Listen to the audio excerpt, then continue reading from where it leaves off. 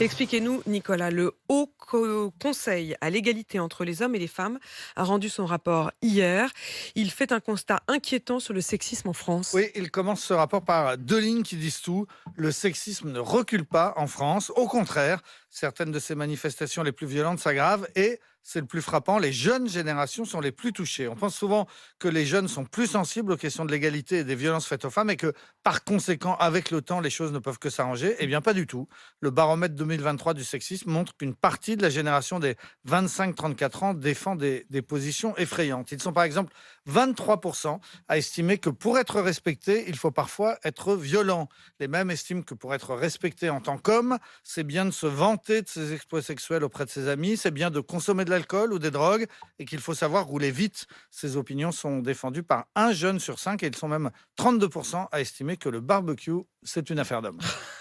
Vous avez décidé de cette question, c'est-à-dire le simple fait d'avoir posé cette question, c'est une victoire pour Sandrine Rousseau. Comment on explique cette terrible régression quand même, Nicolas? Alors, ce serait, d'après le rapport, une sorte de retour de bâton. 5 ans après MeToo, une partie de la génération des jeunes hommes se sent fragilisée, voire en danger, et réagit avec agressivité envers les femmes. Ces jeunes peuvent se retrouver dans des mouvements virilistes ou masculinistes. Sylvie Pierre Brossolette, la présidente de ce Haut Conseil à l'égalité, insiste aussi sur le fait que ces jeunes ont grandi avec Internet et donc avec un accès gratuit et facile au porno. Ces 25-34 ans sont d'ailleurs près de 50% à trouver que l'image de la femme véhiculée par la pornographie n'est pas problématique. Ce baromètre, il décrit aussi ce qu'il appelle le vécu des femmes. Oui, et même le terrible vécu des femmes. Avec ce chiffre, 37% des femmes déclarent avoir eu l'expérience d'un rapport sexuel non consenti.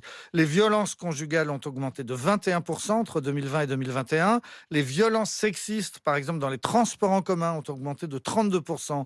L'enquête décrit aussi ce qu'elle appelle le sexisme ordinaire. 6 femmes sur 10 ont déjà subi des blagues et des remarques sexistes. 4 sur 10 des gestes déplacés de la part d'un homme ou des remarques sur leur physique ou leur tenue. Ou bien encore ce que l'on appelle le mansplaining, c'est-à-dire le fait pour un homme de vouloir tout expliquer aux femmes, même quand elle est plus compétente que lui ou même quand il s'agit par exemple de parler de l'accouchement. Et ce sexisme au quotidien, il entraîne les femmes à renoncer à beaucoup de choses. Oui, 9 femmes sur 10 disent adopter des conduites d'évitement pour ne pas avoir à subir ce sexisme. Elles peuvent par exemple renoncer à sortir seules, à s'habiller comme elles le souhaitent. Elles veillent à ne pas parler trop fort ou à hausser le ton, ou bien elles censurent leurs propos par crainte de la réaction des hommes. Elles sont 35% à dire qu'elles n'ont pas osé demander une augmentation ou une promotion. Le Haut Conseil à l'égalité fait des propositions pour faire bouger les choses. Oui, il fait 10 propositions. Augmenter les moyens de la justice et de la police, appliquer la loi sur l'éducation sexuelle à l'école, rendre obligatoire une meilleure représentation des femmes dans les manuels scolaires, ce qui se fait en Belgique,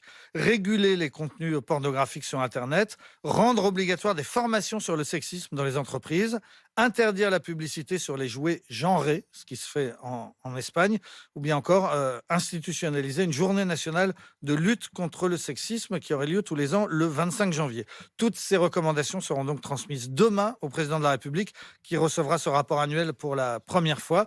Rapport qui constate quand même un progrès au plus haut niveau de l'État avec la nomination cette année d'une femme première ministre et d'une autre présidente de l'Assemblée nationale. Mais moi, j'aimerais bien voir aussi dans le haut du triangle des conseillers. Je trouve que ça, ce serait important. Parce que quand on veut afficher une femme, on la met Premier ministre. Mais j'aimerais bien voir dans le cabinet de l'Élysée. On a vu, on a eu l'occasion de... Voilà. En fait, je dis ça, évidemment, la réponse est dans la question. Parce que quand on gratte un peu, on voit que là, il n'y a pas de femmes. D'ailleurs, quand on n'a pas à les montrer, on ne les met pas. Merci en tout cas.